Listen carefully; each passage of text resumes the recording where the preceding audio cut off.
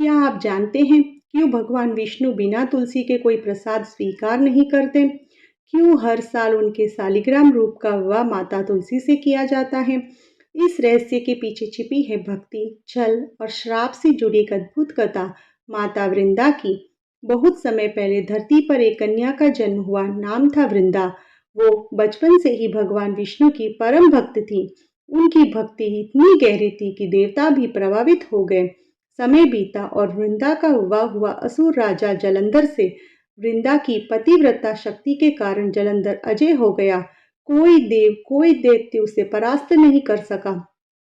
धीरे धीरे जलंधर को अपनी शक्ति पर अभिमान हो गया। उसने स्वर्ग पर आक्रमण कर दिया और देव कन्याओं को अपने अधिकार में लेना चाहा।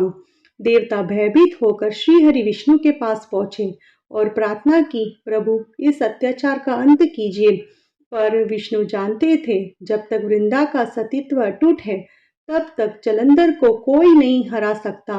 देवताओं के आग्रह पर भगवान विष्णु ने जलंधर का रूप धारण किया और वृंदा के सामने प्रकट हुए।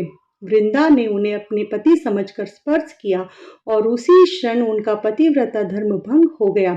दूर युद्ध भूमि में उसी समय जलंधर मारा गया। जब वृंदा को सच्चाई का पता चला, उनका हृदय टूट गया। उन्होंने भगवान विष्णु से कहा, हे नाथ, मैंने तो आपकी जीवन भर पूजा की और आपने ही मेरे साथ छल किया। विष्णु मौन रहे। वृंदा की आंखों में से आंसू बह निकले। उन्होंने कहा, हे विष्णु, जिस प्रकार आपने मुझे छला है वैसे ही आपकी पत्नी को भी कोई छलेगा। उसी प्रकार तुम्हें भी स्त्री वियोग का दुख सहना पड़ेगा और मृत्यु लोक में जन्म लेना होगा। ये कहकर वृंदा ने श्राप दिया और भगवान विष्णु पत्थर के समान हो गए। सृष्टि का संतुलन डगमगाने लगा। देवता भयभीत हो गए और वृंदा से विनती करने लगे, हे देवी, कृपा कर श्राप वापस लीजिए। प्रभु के बिना संसार का संचालन रुक जाएगा।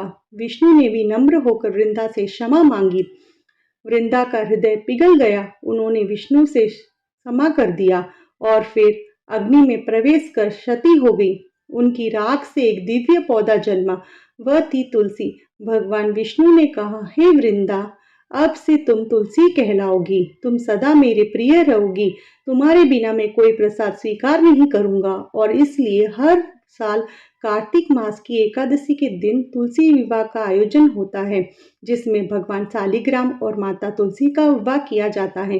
ये केवल एक अनुष्ठान नहीं बल्कि भक्ति और क्षमा और प्रेम का प्रतीक है।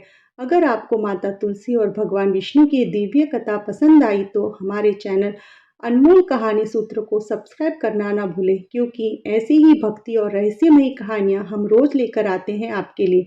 जय श्री हरि।